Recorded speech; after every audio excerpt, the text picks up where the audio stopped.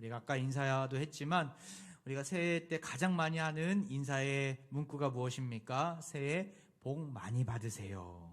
여러분들도 아마 이 인사를 카톡을 통해서 또 아마 메시지와 여러 그 경로를 통해서 주고받았을 것입니다. 오늘 본문은 아론의 축복이라고 불리우는 축복 시이기도 하고 또한 축복 기도문이기도 합니다. 이 구절을 새해 첫 주일날 꼽은 이유는 정말 우리 공동체, 특별히 우리 화평가족들의 심령 가운데 각 가정과 또 우리 자녀들, 부모님들 가운데 정말 이러한 축복이 임하기를 소망하면서 오늘 본문을 택했습니다. 오늘 말씀을 듣고 주님 안에서 참된 복을 누리고 돌아가시기를 소망합니다. 우리 옆에 분들에게 손을 내밀고 24절부터 26절 이 축복 기도시를 먼저 내 주위 분들에게 나눠줬으면 좋겠는데요. 손을 한번 이렇게 내밀어 볼까요? 그리고 화면을 보시고 이 시간 같이 24절부터 26절 화면에 띄워주시면 같이 읽도록 하겠습니다. 시작. 여호와는 내게 복을 주시고 너를 지키시기를 원하며 여호와는 그 얼굴을 내게 비추사 은혜 베푸시기를 원하며 여호와는 그 얼굴을 내게로 향하여 드사 평강 주시기를 원하노라. 아멘. 여러분 오늘 말씀을 듣고 정말 올 한 해 우리 모든 축복을 위한 기도문 안에 이 내용이 다 들어갔으면 좋겠어요. 이것을 매번 되뇌이고 난 나의 삶 가운데 난 나의 가족과 나의 자녀들을 위해서 축복할 때에 이 기도문을 우리가 정말 달달 외워서 이 기도문이 나의 삶 가운데 이 말씀이 실제가 되는 놀라운 은혜가 있기를 소망합니다. 너무나 귀한 축복의 언어입니다. 올해 누군가를 기도할 때 이 문구를 꼭 넣어서 기도하시길 바랍니다. 이 기도문 안에는 또 어떤 의미가 있을까? 여러분과 함께 그 의미를 찬찬히 살펴보면서 하나님이 베푸시는 축복의 의미를 함께 발견하고자 합니다. 먼저는 오늘 본문 속에서 우리는 무엇을 발견할 수 있습니까? 축복의 주체는 누구라는 거예요? 하나님이시라는 거예요. 여호와 하나님이시라는 거예요. 한번 볼까요? 오늘 본문에서 가장 많이 등장하는 단어가 무엇입니까? 24절 다시 한번 볼까요? 여호와는 내게 복을 주시고 25절에 여호와는 그 얼굴을 내게 비추사 26절에 여호와는 그 얼굴을 내게로 향하여 되사. 맨 앞에 구절에 누가 나와 있습니까? 여호와 하나님이 나와 있어요. 한 번이 아니라 세 번에 거쳐서 연거퍼서 여호와 여호와 여호와. 27절에 봐도 후반절에 이렇게 나오죠. 하나님이 말씀하시면서 내가 그들에게 복을 주리라. 누가 준다는 거 복을? 여호와 하나님이 주신다는 것이죠. 정말 당연한 말씀인데 우리는 이 당연한 말씀을 삶 가운데 적용하지 못할 때가 많이 있음을 보게 됩니다. 복의 근원이 하나님께 달려있음을 알고는 있지만 머릿속으로는 알고는 있지만 실제적으로 우리 삶 가운데 복이 어디로부터 임하는가에 대해서는 항상 퀘스천 마크일 때가 많이 있는 것이죠.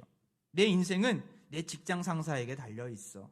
내 앞날은 내 자녀 아니면 내 부모님에게 달려있어. 내 인생의 축복은 내가 가진 소유, 통장이나 주식이면 주식이나 여러 코인에 달려있어. 심지어는 어떤 사람은 연초만 되면 항상 타로점을 보는 사람도 있어요. 그 사람들은 내 인생은 타로 카드에 달려있어. 이렇게 생각하는 사람들이겠죠. 어떤 특정한 대상이나 어떤 특정한 사람에게 우리 인생의 주도권이 있다라고 생각하는 것은 착각입니다. 이것은 나 자신을 너무나 하찮게 여기는 태도예요. 어떻게 우리 인생이 통장에 따위에 달려있겠습니까? 어떻게 우리 인생이 타로 카드 따위에 달려있겠습니까? 세상의 것들이 우리의 인생의 복의 근원이 될 수 없습니다. 우리에게 복을 주시는 분이 누구십니까? 여호와 하나님이신 줄 믿습니다. 하나님이 없는 인생은 항상 어려움이 다가오고 여러 가지 힘든 일이 다가올 때 죽겠다라고 해요. 죽겠다. 못 살겠다.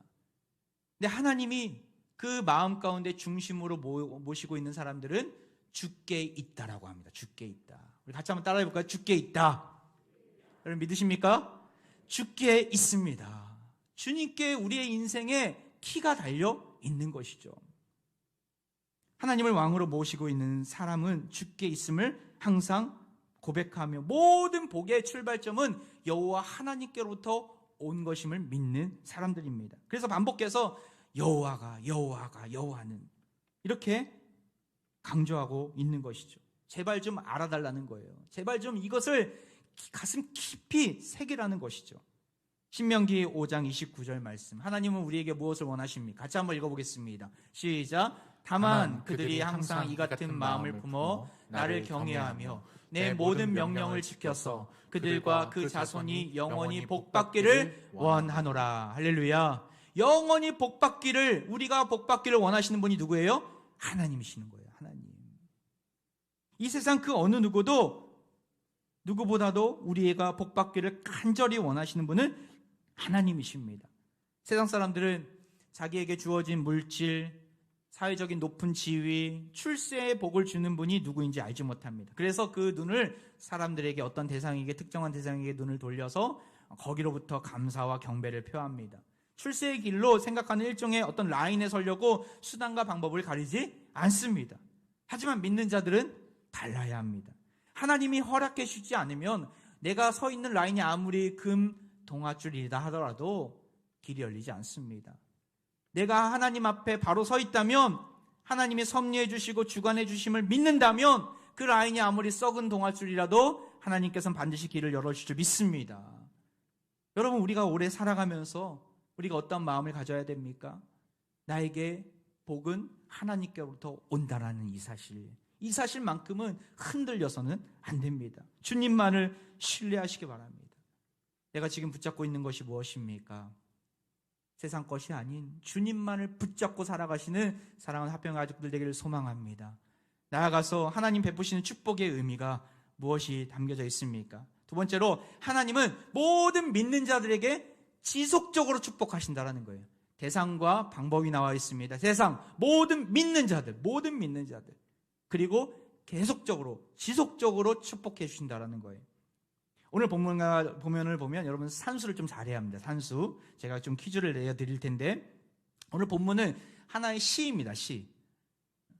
모세는 이 시편을 하나님 말씀을 대화하면서 또 기록하면서 일종의 코드 암호를 담아 놓았습니다. 우리말 성경에는 잘 보이진 않는데 원어로 보면 극명하게 보입니다. 잠깐 한번 볼까요? 히브리어랑 한국어를 이렇게 띄워놓으면 나와 있는데, 24절의 이 말씀은 에바레크카 예후와 메이시메이레카라고 해서 세 가지 단어로 되어 있어요. 세 가지 단어로. 여호와라는 단어가 거기에 안에 포함되어 있고, 하나는 복을 주신다, 하나는 너를 지켜주신다. 세 개의 단어로 되어 있어요. 25절은 총 5개의 단어로 되어 있어요. 그리고 26절은 총 7개의 단어로 되어 있어요. 퀴즈 내드리겠습니다. 3 더하기 5 더하기 7 몇일까요? 15. 네, 정답입니다. 15. 근데 여기서 고유명사인 여호와를 빼면 총 몇 개의 단어가 남아있을까요? 12개의 단어가 남아 있습니다. 10이라는 숫자가 극명하게 보여지는 삼행시인 것이죠. 이 10이라는 숫자는 완전수입니다. 무엇을 상징합니까? 지금 아론의 백성들에게, 또한 제 자손들에게 이 축복을 누구에게 전달하라는 거예요? 12지파인 이스라엘 백성들에게 전하라는 것이죠. 고도로 치밀하게 계산된 히브리어 평행대구법이 이 안에 들어가 있습니다. 이 10이라는 숫자, 축복의 대상은 12지파라는 거예요. 그럼 12지파, 구약시대의 12지파는 이스라엘 민족을 가리킵니다. 신약시대로 넘어와서 12지파는 누구를 가리킵니까? 바로 모든 믿는 자들에게 향한다라는 것이죠. 다시 말해서 이 축복의 말씀은 모든 믿는 자들일 것이라는 거예요. 요한계시록 7장 4절에 보면 그 지파가 나옵니다. 내가 인침을 받은 자의 수를 들으니 이스라엘 자손의 각 지파 중에서 인침을 받은 자들이 14만 4천이니 14만 4천 1만 2천, 각 지파가 1만 2천의 인침을 받는 숫자가 있는데 곱하기 12하면 14만 4천이 나옵니다. 신천지에서는 이 말씀을 가지고 자기들이 14만 4천 안에 들어간다, 이걸 숫자적인 그대로 그냥 받아들입니다. 신천지에 가입하며 또한 이만희를 성령으로 메시아로 여기는 자들만이 12지파이고 자신들이 그 14만 4천 안에 들어간다라고 합니다. 자신들이 새 이스라엘이라고 이야기해요. 잘못된 말입니다. 이 14만 4천이라는 말은 단 숫자를 의미하는 것이 아니라 이것은 상징을 의미하는 상징. 모든 믿는 자들의 완전수라는 거예요. 모든 믿는 자들이 하나님이 정하신 숫자가 있는데 그 수가 차게 된다라는 의미죠. 그것을 어떻게 알 수 있습니까? 4절에 보고 19절을 봅시다. 9절, 7장 9절에 이 이후에 내가 보니 각 나라와 족속과 백성과 방언에서 아무도 능히 셀 수 없는 큰 무리가 나와 흰옷을 입고 손에 종려가지를 들고 보좌 앞과 어린 양 앞에 서서, 믿는 자들의 숫자를 어떻게 또 표현하고 있습니까? 아무도 능히 셀 수 없는 큰 무리라고 표현하고 있어요. 완전수라는 거죠. 하나님이 정해주신 완전수. 54만 4천은 셀 수 있는데, 그러니까 그것이 셀 수 없는 수라는 것을 지금 상징한다는 것이죠. 신천지의 말이 엉뚱하게 성성을 해석한다는 것을 우리는 보게 됩니다. 다시 말씀드리면, 택함받은 믿는 자들의 수가 하나님이 정하신 대로 완전하게 차게 되면 이 땅 가운데 하나님 나라가 도래함을 의미합니다. 이 12지파는 모든 믿는 자들의 수예요. 하나님은 믿는 자를 축복하신다는 메시지를 이 10이라는 숫자 안에 숨겨두고 이 축복 기도문에 의도적으로 심어 놓으신 것입니다. 나아가서 이 기도문을 읽다 보면 이 기도문에 특별한 그 의미들을 또한 발견하게 되는데, 모든 서술어들, 지켜주신다, 얼굴을 비춰주신다, 얼굴을 들어주신다, 평안을 주신다, 평강을 주신다, 이 모든 서술어들이 다 미완료형임을 알게 됩니다. 미완료가 무슨 말이냐면 계속적이라는 거예요. 지속적이고 반복적이라는 것이죠. 이것이 우리에게 어떤 의미로 다가오고 있습니까? 어떤 분들은 나는 늦게 믿었으니까 축복을 덜 받나 보다. 나는 세상 지기가 낮으니까 축복의 기둥에 있나 보다. 나는 오래 믿었지만 좀 바빠서 하나님의 나라와 또 교회 일을 잘 못하기 때문에 나는 축복에서 제외됐구나. 혹시 이렇게 생각하는 분들이 있습니까? 그렇게 생각하는 분들은 행위로 뭘 하나님께 해드려야 하나님께서 그 보상으로 우리에게 복을 주신다라고 생각하는 이 행위구원, 공로주의에 빠져있는 사람들이, 그렇게 생각해서는 안 됩니다. 하나님의 자녀라면 그 존재 자체가 축복받을 만한다는 것이죠. 공로는 유일하게 어떤 공로밖에 없습니까? 예수 그리스도의 보혈의 공로밖에 없음을 믿으시기 바랍니다. 예수님이 우리를 십자가의 은혜로 구원해 주셨기 때문에 우리는 이미 축복의 길에 들어선 거예요. 하나님께서 우리에게 날마다 축복을 베풀어 주고 계심을 여러분 믿으시기 바랍니다. 축복의 범주 아래 우리는 있는 자들이죠. 비가 오나 눈이 오나 바람이 부나 천둥번개가 치나 인생의 그 어떠한 쓴맛 단맛 신맛을 맛본다 하더라도 우리는 이미 하나님의 축복을 날마다 누리고 있는 자들입니다.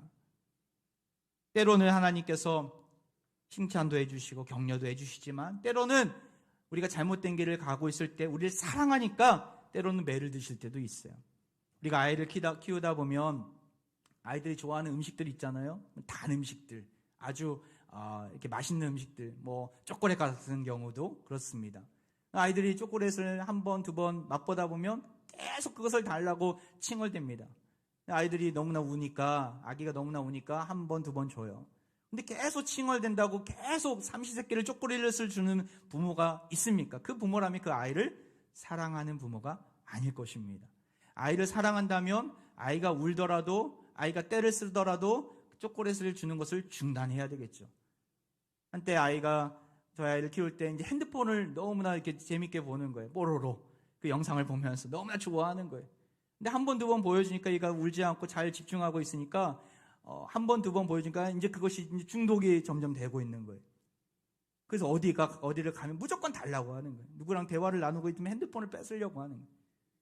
근데 한두 번은 되겠지만 그다음부터는 못 하겠습니다. 왜냐하면 그것에 너무나 시력도 나빠질 뿐더러 또한 그게 뇌에 있어서, 뇌 발달에 있어서 안 좋은 영향을 끼치는 것을 알고 있기 때문에 끊는 거예요. 끊는 거. 하나님도 때로는 우리에게 끊으라 하실 때가 있어요. 우리는 이것이 너무나 좋고 이것이 축복이라고 여기는 것들이 있지만 그것은 너에게 좋은 것이 아니야 라고 할 때도 있어요. 그때 우리는 하나님으로부터 나는 버림받았어, 난 저주받은 사람이야 라고 여길 필요가 없다는 것이죠. 하나님이 우리를 사랑하기 때문에 우리에게 때로는 그렇게 끊으라고 하실 때가 있는 것이죠. 하나님은 우리에게 계속해서 축복을 주시는 분입니다. 그 어떤 상황 가운데서도 우리가 흔들려서는 안 되는 이 메시지를 가슴 깊이 새겨서 그 어떤 상황 속에서도 하나님을 부정하는 인생이 아니라 하나님께 나의 모든 복의 근원이, 모든 복의 원천이 담겨 있습니다. 하나님만을 신뢰하겠습니다라고 담대하게 나아가시는 화평의 가족들 되기를 바랍니다. 하나님 베푸신 축복의 의미 세 번째는 무엇입니까? 하나님은 이 축복을 점층적으로 단계적으로 주신다라는 거예요. 오늘 본문에 세 가지 복이 나오는데 이 3단계의 복은 구분이 됩니다. 종교개혁가 마틴 루터는 이 3단계의 복을 이렇게 구분했어요. 첫 번째 복은 육신의 복이다. 두 번째 복은 영적인 복이다. 세 번째 복은 영육간에 모두 포함하는 복이다. 근데 저는 그렇게 구분하지 않습니다. 오늘 본문을 보면 그 축복의 깊음, 그 구분이 있다는 것을 보게 돼요. 신앙의 성숙도에 따라서 하나님은 단계별로 그 복을 주신다는 것이죠. 24절을 한번 볼까요? 여호와는 내게 복을 주시고 너를 지키시기를 원하며. 하나님은 우리를 지켜주시는 분입니다. 이 쉐마르라는 지키다라는 이 단어는 감찰하신다, 보호하신다, 모든 악한 영으로부터 우리를 보호해 주시고 지켜주신다라는 의미가 담겨져 있습니다. 이 복은 가장 낮은 단계의 복입니다. 지켜주시는 그 하나님이 우리 옆에 계세요. 옆에 있으면서 그 어떤 것으로부터 외부의 세로부터 우리를 보호해 주신다라는 것이죠. 언제 어디서나 무엇을 하든 딴 길로 가지 않도록 지켜주시는 하나님. 실제로 이스라엘 백성들은 지금 어디에 있습니까? 광야 가운데 있어요. 광야 속에서 뜨거운 태양, 극심한 추위를, 생명을 위협하는 온갖 위험으로부터 도사리는 그런 환경 가운데 있습니다. 하나님의 도우심이 없으면 단 하루도 살아갈 수 없는, 단 한 끼도 먹을 수 없는 상황이에요. 하나님은 그들에게 광야 출발할 때부터 그들 옆에 동행하시면서 구름기둥과 불기둥으로 그들을 지켜주고 계십니다. 우리 또한 마찬가지죠. 그럼 이 단계 속에서 하나님은 주의 자녀로 삼아주시고 내버려두는 분이 아니시라 우리의 삶 가운데 깊이 개입하시고 우리를 보호해 주시는 분이라는 사실을 우리는 기억할 수 있어야 합니다. 두 번째 복은 좀 더 고차원적인 복입니다. 25절이에요. 같이 한번 읽어볼까요? 시작. 여호와는 그의 얼굴을 내게 비추사 은혜 베푸시기를 원하며. 이 은혜 베풀어 주시는 은혜, 복이라는 것이죠. 불쌍히 여겨주신다는 의미가 담겨져 있습니다. 이전에 하나님이 옆에 계셨다면 이번에는 그 얼굴을 내게로 돌리시는 거예요. 내게로 비추시는 거예요. 그리고 은혜를 베풀어 주세요. 은혜가 어떠할 때 우리가 은혜라고 여깁니까? 나는 보잘것없고 나는 자격이 없는데도 불구하고 무가치한 존재임에도 불구하고 하나님이 먼저 찾아와 주시고 하나님이 나와 함께 하신다 자체가 은혜구나. 우리는 그렇게 느낄 때가 많지 않습니까? 이것조차가, 이렇게 느끼는 것조차가 복이라는 것이죠. 우리가 잘 찬양하는, 요즘 많이 부르는 찬양 중에서 은혜 아니면 살아갈 수 없네, 호흡마저도 다 주의 것이니 세상 평안과 위로 내게 없어도 예수, 오직 예수뿐이네. 이 단계의 복을 누리는 사람들은 항상 이 가운데 무엇이 튀어나오고 있어요? 은혜가 튀어나오고 있어요. 내가 살아와 숨쉬는 것조차가 은혜구나. 이 코로나 시대 속에서 예배할 수 있는 것조차가 은혜구나. 믿음의 교우들과 함께 얼굴을 볼 수 있는 것 자체가 은혜구나. 은혜임을 아는 자들이라는 이것조차가 복임을 여러분 기억하시기 바랍니다. 세상 사람들은 은혜를 모릅니다. 내가 이것을 했기 때문에, 열심히 노력했기 때문에 얻는 당연한 것이지, 내가 최선을 다했기 때문에 얻는 당연한 것이지, 이렇게 여기고 있어요. 하지만 믿는 사람들은 이 땅에 살아가는 것, 모든 것들이 당연한 게 아님을 알고 있는 자들 아닙니까? 모든 것들이 당연하지 않아요. 숨 쉬는 거, 걸어가는 거, 마시는 거. 예전에 우리 성도님과 한번 나누다가 장애인 학교에서 그 일을 하시는 분인데, 그 장애우들 아이들을 이렇게 대하면서 항상 이게 감사가 넘치게 되었다고 이야기를 하시더라고요.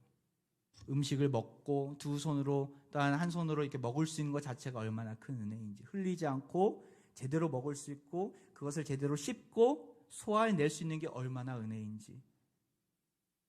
여러분 어떻습니까? 당연하다고 느끼십니까? 내가 최선을 다했기 때문에 얻은 소득이라고 느끼십니까? 아니에요. 우리는 스스로 단 한순간도 살아갈 수 없는 존재입니다. 하나님의 은혜가 아니고서는.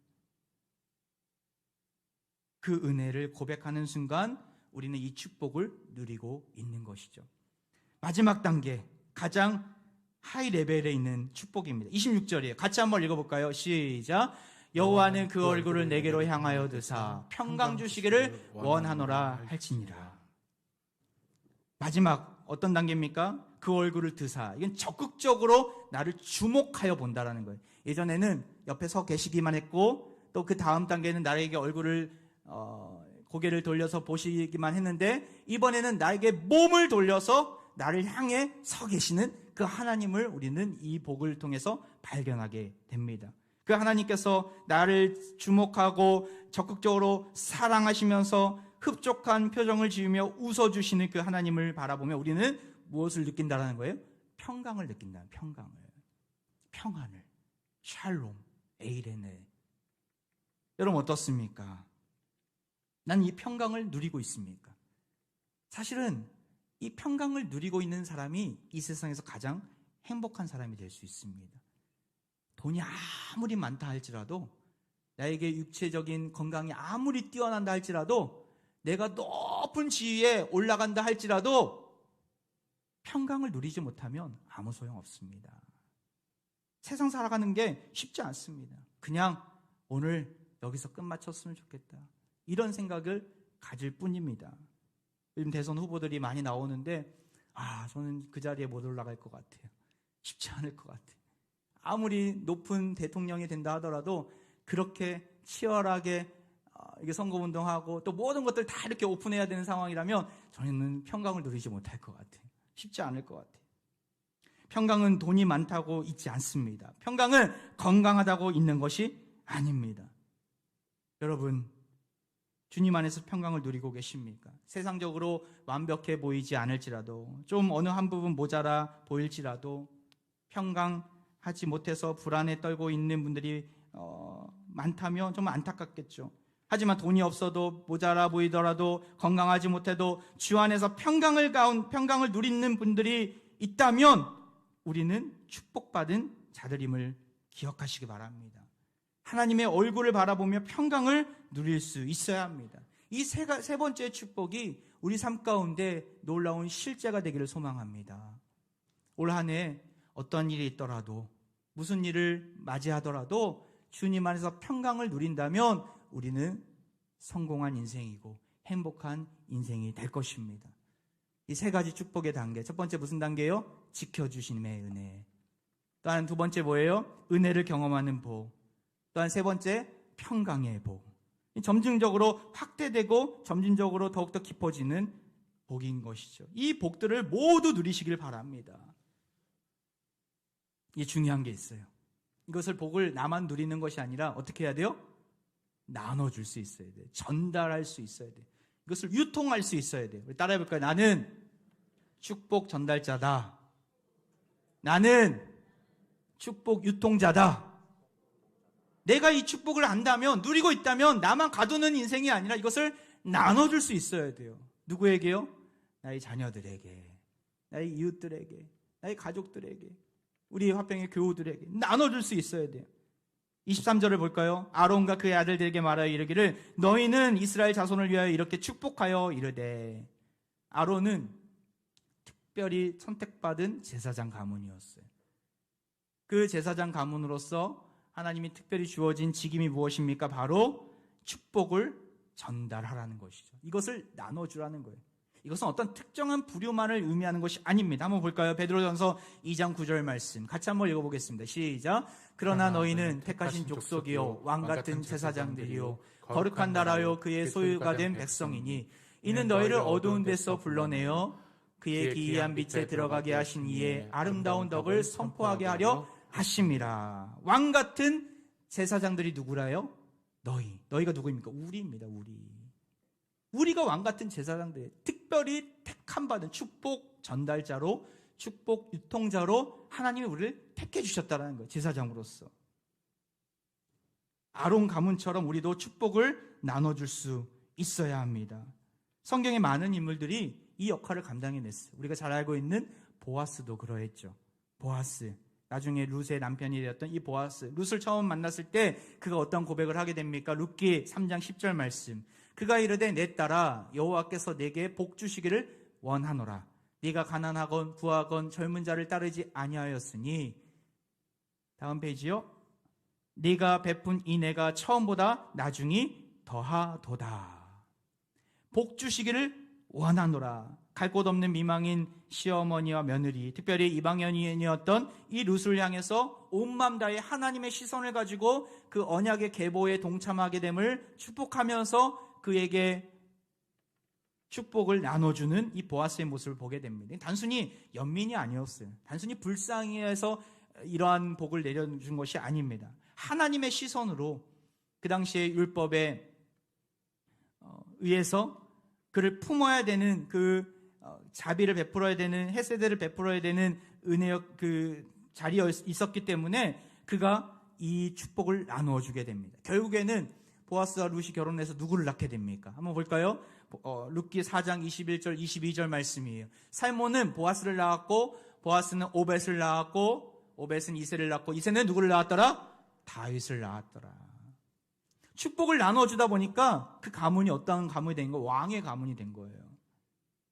이스라엘 역사상 최고의 왕인 다윗이 룻을 향한 보아스의 축복에서 시작되었다는 것을 우리는 눈여겨볼 수 있어야 합니다. 우리가 축복을 나누면 그 축복은 부메랑이 되어서 나에게 돌아올 줄 믿습니다.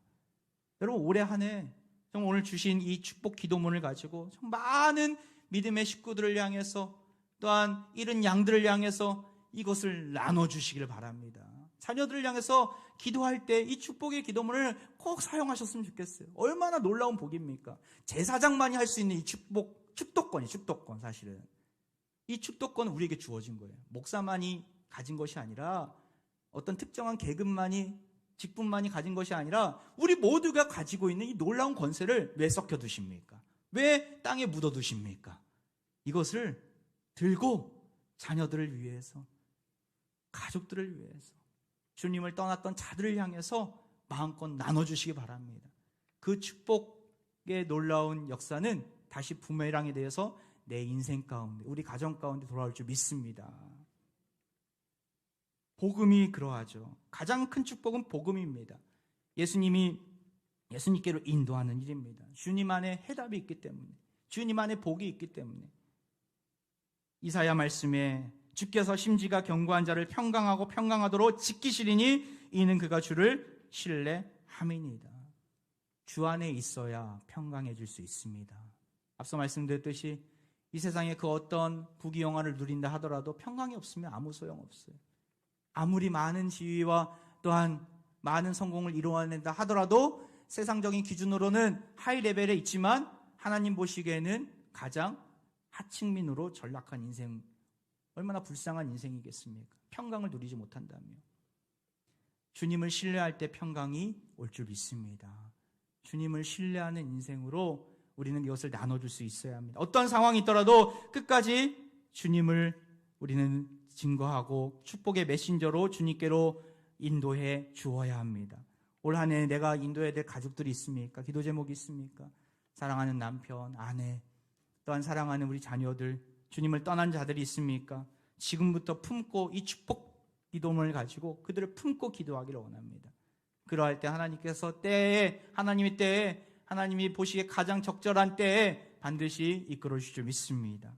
이 축복의 세 가지 의미, 축복의 주체는 누구로부터 온 것입니까? 여호와 하나님으로부터. 하나님은 모든 믿는 자들에게 계속적으로 축복해 주시는 분임을 기억하십시오. 하나님은 점층적으로 단계적으로 축복해 주십니다. 그 축복의 내용, 첫 번째 뭐예요? 지켜주시는 복. 두 번째 뭐예요? 은혜의 복. 세 번째 뭐예요? 평강의 복. 내년 표어를 부흥이여 다시 오라라고 했습니다. 부흥. 전에 한번 말씀드릴 때 부흥은 교회 성장만을 의미하지 않습니다. 야, 교회 부흥했어? 몇 명 모여? 이것만을 의미하는 것이 아니에요. 부흥은 무엇입니까? 주님 안에서 평강을 누리는 거예요. 이 복이 삶 가운데 임하는 복이에요. 은혜예요. 우리 각자의 인생 가운데, 각 가정마다, 우리 공동체 가운데, 여러분이 직장과 사업 가운데 이 놀라운 복이 임하여서 참 부흥을 이루는 한 해가 되기를 바랍니다. 하나님이 허락하시면 메마른 우리 심령 위에 성령의 담비를 부어주시고 영적 각성과 부흥의 역사를 보여주실 것입니다. 오늘 주신 말씀이 여러분 삶 가운데 실제가 되기를 소망합니다. 올 한 해 하나님이 부어주실 축복 기대되십니까? 아멘. 네, 이 축복이 내 삶 가운데 이루어져서 정말 온전히 충만하게 누려서 내 주위의 연약한 분들에게까지 그 복이 흘러 넘쳐서 저 사람 정말 믿는 자니까 저런 복을 누릴 수 있고 어떻게 저런 상황 가운데서도 저렇게 평강할 수 있지, 어떻게 저렇게 기쁨이 가득할 수 있지, 이런 놀라운 고백이 있기를 바랍니다. 그러할 때 정말 하나님께서 놀라운 영광을 보여주시고 하나님 나라를 맛보게 하실 것입니다. 이런 은혜가 사랑하는 화평가족들에게 있기를 주의 이름으로 축원드립니다. 이제 우리 함께 찬양하며 나아가는데요, 오늘 말씀을 가지고 가사를 지은 찬양입니다. 축복송인데요, 우리 먼저는 자기 자신을 향해서 축복하고 또한 우리 후반부에는 또 서로를 위해서 축복하며 나아가겠습니다. 여호와는 너에게 복을 주시기를 원하십니다. 여호와는 너에게 복을 주시기를 원하며 너를 지키시기를 원하시며 여호와는 그 얼굴을 너를 향하여 드사 은혜와 평강 주시길 원하시며 다시 한번 고백합니다. 여호와는 너에게 우리 손을 내밀고 서로를 축복하겠습니다. 복을 주시기를 원하며 너를 지키시기를 원하시며 여호와는 그 얼굴을 너를 향하여 드사 은혜와 평강 주시기 원하며 너를 보배롭고 존귀하게 여기시는 너를 보배롭고 존귀하게 여기시는 하나님이 여러분의 삶 가운데 신실하게 이루어 주실 것입니다. 내 삶 속에서 이 약속을 진실하게 이루시리 땅에 기름진 것으로 하늘에 신령한 것으로 너를 복 주시고 지키신 하나님이 너의 영혼 잘 되도록 은혜 베푸시며 평강으로 인도하시리 보배롭고 존귀하게 여기십니다. 너를 보배롭고 존귀하게 자기의 가슴에 손을 얹고 찬양할까요? 여기시는 하나님이 내 삶 속에서 이 약속을 내 삶 속에서 이 약속을 신실하게 이루시리 땅에 기름진 것으로 하늘에 신령한 것으로 나를 복 주시고 나를 지키시고 지키실 하나님 나의 영혼 잘 되도록 나의 영혼 잘 되도록 은혜 베푸시며 평강으로 인도하시리 우리에게 복 주시기를 그토록 원하시는 하나님 아버지, 지난 한 해 우리를 지켜주시고 은혜를 베풀어 주시고 이렇게 평안함 가운데 강건한 모습으로 새해를 맞이하게 하심에 감사드립니다. 화평의 가족들을 끝까지 지켜주시고 주의 얼굴을 비추사 은혜를 베풀어 주옵소서. 그 얼굴을 향하여 드사 이 자리에 함께하는 주의 백성들에게 평강을 허락하여 주옵소서. 2022년도에는 이 복이 날마다 넘치도록 누리게 하여 주시고 이것이 차고 넘쳐서 우리 주위가, 우리 가정이, 우리의 자녀들이 변화되고 방황하는 자들이 축복을 얻는 놀라운 축복의 전달자로 우리를 사용하여 주옵소서. 축복을 나누고 베푸는 제사장의 역할을 신실하게 감당하게 하옵소서. 이신 몸이 아픈 부위에 자신의 손을 얹고 기도합니다. 병들고 연약한 육체 위에 지친 영혼 위에 손을 얹고 기도합니다. 주의 영이 이 시간 역사하여 주옵소서. 이들의 상한 부위를 어루만져 주옵소서. 원하옵고 원하오니 가정 질병 가운데 회복의 역사를 보여주시고 악한 영들이 틈타지 못하도록 성령의 능력으로 지켜보아여 주옵소서.